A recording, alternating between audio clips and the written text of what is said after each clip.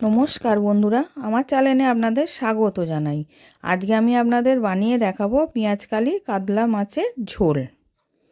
প্রথমে আমি মাছটাকে ভালো করে ধুয়ে নুন হলুদ মাখিয়ে রেখে দিয়েছিলাম। এবার কড়ার মধ্যে তেল গরম করতে দিয়েছিলাম, দিয়ে মাছগুলোকে ভেজে নেব।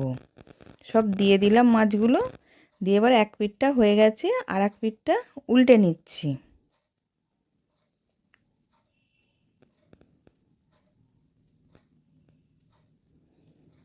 এবার দুদিকেই উল্টে পাল্টে ভেজে নিয়েছি। এবার মাছগুলোকে আমি তুলে নেব।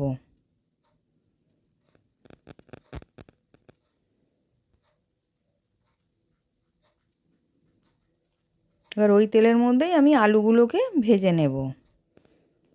এবার আলুগুলোকে দিয়ে দিলাম। এবার স্বাদ মতন নুন দিলাম। একটু ভাজাও হবে, সেদ্ধও কিছুটা হয়ে যাবে।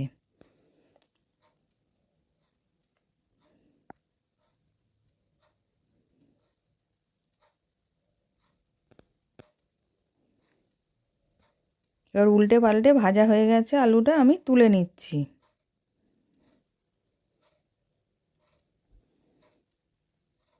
এবার পেঁয়াজটা গ্রেটারে কুড়ে রেখেছিলাম, ওই তেলের মধ্যেই আমি পেঁয়াজটাকে দিয়ে দিলাম।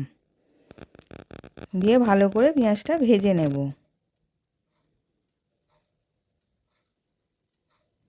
এবার পেঁয়াজটা ভাজা হয়ে গেছে।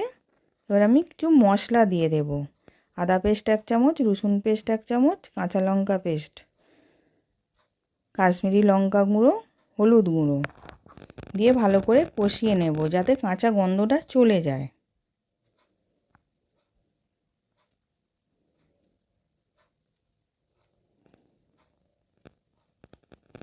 এবার টমেটো কুচিয়ে রেখেছিলাম, টমেটোটাকেও দিয়ে দিলাম। এবার আলুটা দিয়ে দিলাম। এবার পেঁয়াজ কালিগুলোকেও দিয়ে দিলাম, দিয়ে একটু ভালো করে ভেজে নেব।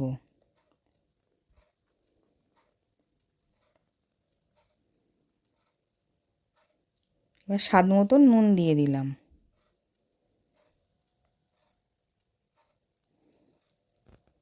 এবার জল দিয়ে দিলাম সেদ্ধ করার জন্যে। এবার জল দিয়ে চাপা দিয়ে রেখে দিয়েছিলাম, এবার সব সেদ্ধ হয়ে গেছে। এবার মাছগুলোকে দিয়ে আমি ফুটিয়ে নামিয়ে নেব।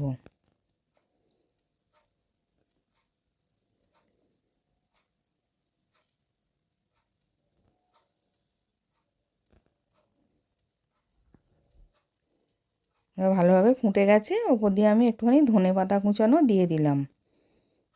দিয়ে এবার নামিয়ে নেব।